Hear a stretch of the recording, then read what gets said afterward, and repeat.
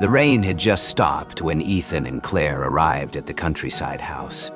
The road behind them glistened in the moonlight, wet and silent, and the woods surrounding the property stood eerily still, as if holding their breath. The couple had been looking forward to this trip for weeks, an escape from the noise of the city, a short getaway to spend time together before life pulled them back into its endless routines. Ethan was the adventurous one, his restless curiosity often pushing him into situations Claire would rather avoid. To him, old places like this house were mysteries waiting to be uncovered, stories carved into the wood and stone. Claire, however, was the cautious soul. Sensitive to her surroundings, she often picked up on feelings or details that Ethan overlooked. Where he saw charm, she sensed shadows. The house looked older than it had in the photos. Its paint was faded, its windows cloudy with age, and the air that greeted them inside was colder than the rain-soaked night. Dust lingered in the hallways, and each step across the wooden floors gave off a faint, tired groan. "Not exactly 5 stars," Ethan joked, tossing his bag onto a couch. His voice carried through the empty rooms, echoing faintly like the house was whispering back. Claire forced a smile, but her eyes wandered uneasily. Something about the silence unsettled her. It was the kind that pressed against the ears, making her feel like the house itself was listening. They carried their things upstairs to the bedroom. That was when they saw it. Against the far wall stood a tall mirror, framed in tarnished silver. Its glass cracked faintly along the edges. A thin sheet of dust veiled its surface, yet their reflections shone through clear and sharp. Too sharp. Neither of them noticed as they set down their bags and laughed off the creaks of the old house. That for a brief moment, just a flicker, their reflections didn't move when they did. The house was larger than they expected, yet it felt empty in a way that wasn't comforting. The ground floor stretched out in narrow hallways, leading to rooms that smelled faintly of mildew and dust. The kitchen looked abandoned, its wooden cupboards swollen from years of dampness, and the dining room still held a long table covered with a yellowed lace cloth. The furniture seemed frozen in time, as if the last guests had walked out decades ago and never returned. Upstairs, the bedrooms were simple, bare floors, faded wallpaper peeling at the corners, and that looming mirror in the largest room. It stood almost as tall as the ceiling, like a silent guardian watching over the space. Claire brushed her fingers along the cracked silver frame and shivered. "Feels colder here," she whispered. Ethan laughed it off. Old houses always have drafts. It's just air seeping in. He grinned at her reflection. "Besides, now we've got an antique mirror thrown in for free." That night, after settling in, the house began to show its true self. The lights flickered faintly, as if struggling to stay alive. The air inside grew heavier, colder than the night outside. When Claire walked past the mirror before bed, she froze. For a split second, she thought she saw Ethan's reflection still standing in front of it, smiling, while the real Ethan was already lying down on the bed behind her. Her breath caught, but when she blinked, the reflection was normal again. She told herself it was exhaustion. Later, as the couple tried to sleep, faint creaking echoed down the hall. Steady, deliberate, like footsteps pacing slowly across the wooden floor. Ethan sat up, listening. "Must be the house settling," he muttered, but even he didn't sound convinced. Claire clutched the blanket tighter. In the corner of the room, the mirror gleamed faintly, reflecting nothing but the dark. "No." The nights inside the house only grew stranger. Each evening, the mirror seemed to pull their attention, its surface always gleaming faintly. even in darkness, as though it had its own source of light. On the second night, Claire awoke to a sound like faint tapping. She turned her head and froze. The mirror was no longer reflecting the room. Instead, it showed a dim hallway that stretched endlessly, darker than anything inside the house. At the far end, a figure stood motionless, its pale face blurred like smeared paint. She blinked, and the reflection was normal again. Ethan, half asleep, brushed it off. Dreams feel real sometimes. Don't scare yourself. But by the third night, even Ethan couldn't deny it. As he passed by the mirror, he stopped. His reflection had stayed behind. It grinned, wide and unnatural, even as Ethan's real face froze in shock. Then, with a blink, the reflection snapped back into sync. He stumbled back, laughing nervously. Must be a trick of the glass. Claire's voice trembled. No, Ethan, it's not the glass. Something's inside. That evening, the house came alive. Doors creaked open on their own. Shadows moved across the walls without source. Whispers leaked through the hallways, soft and taunting, like laughter carried through the air. The mirror became the center of it all, its surface rippling faintly, as if it were water waiting to be touched. Drawn by both fear and fascination, Ethan couldn't stay away. Claire begged him to leave it alone, but he stepped closer, eyes locked on the shifting reflection. In the glass, the pale figure was back. This time clearer, with hollow eyes, and a mouth twisted in a silent scream. Its hand pressed against the other side of the mirror, and Ethan, trembling, lifted his own to match it. The surface of the mirror shuddered, then gave way like liquid. A skeletal hand shot out, clamping around Ethan's wrist. "Ethan!" Claire screamed, pulling at him. But the grip was too strong. With a violent jerk, Ethan was yanked forward, half his body disappearing into the glass. His eyes widened in terror as he cried out her name, and then, with one last desperate tug, the mirror swallowed him whole. Claire fell to the floor, sobbing, staring at her own reflection. Only this time, Ethan was still there. His face pressed against the inside of the glass, pounding silently, his mouth forming words she couldn't hear. Behind him, the pale figure wrapped its arms around him, dragging him deeper into the endless darkness. She ran, down the stairs, through the front door, into the cold night air.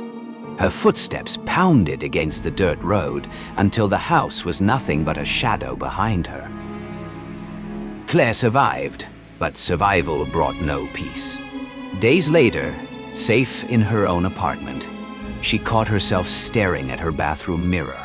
For a heartbeat, she swore she saw Ethan's face staring back at her from the other side, lips moving soundlessly, eyes filled with the same desperate plea as before. She turned away, trembling, but deep down she knew. Ethan was still there, trapped forever, and the mirror would never stop watching her.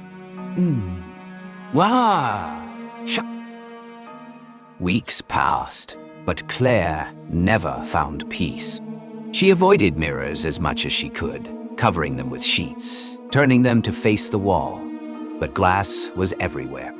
Windows, reflections in water, even the screen of her phone at night. Sometimes she thought she saw Ethan's eyes staring back. One morning, scrolling through the news, she froze. An article headline read, "Couple vanishes in countryside house. Only one returns." The photo showed the very house they had rented.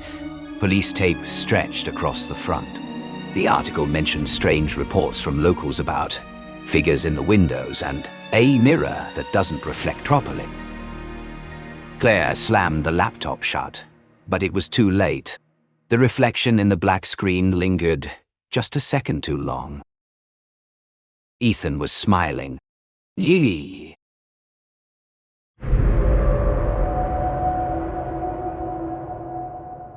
My name is Dr. Eleanor Vance. I'm 32, former caregiver.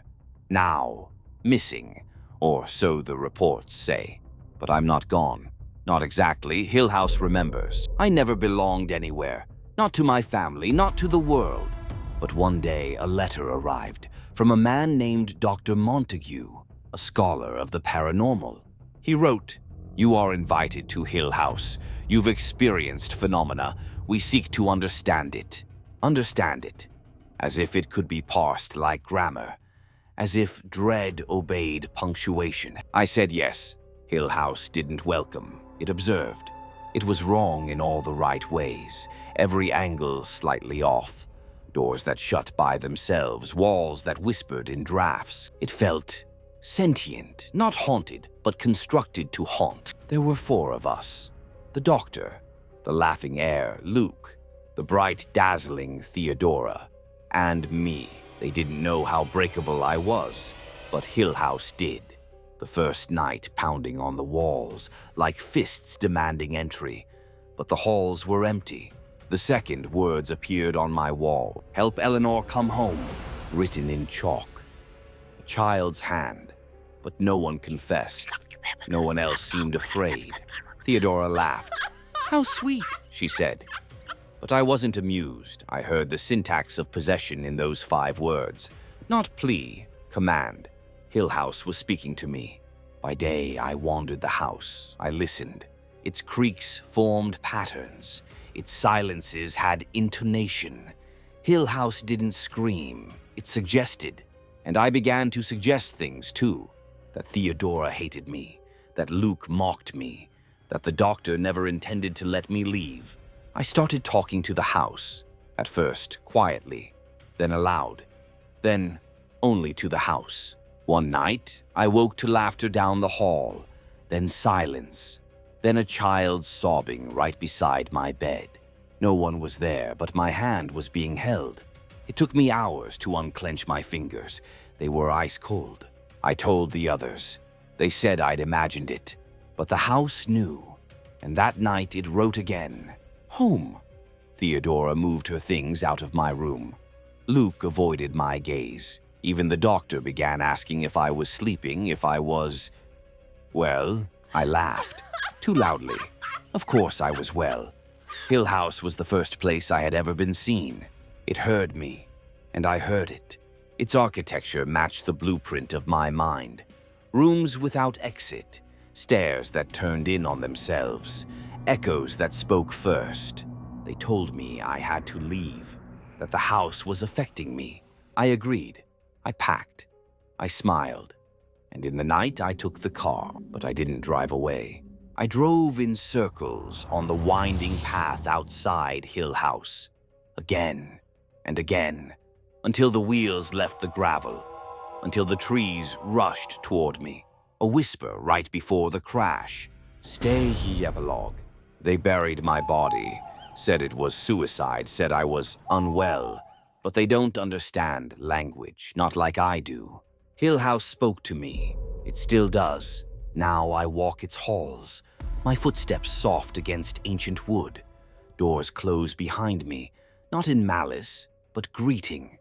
I write messages on walls for the next girl, the next misfit, the next lonely soul who just wants to be heard.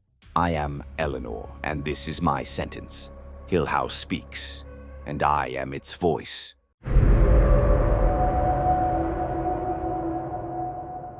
My name is Evelyn Vale. I'm 27, formerly a governess, currently a patient. But I wasn't always this way. It began with a letter, handwritten, wax sealed, elegant.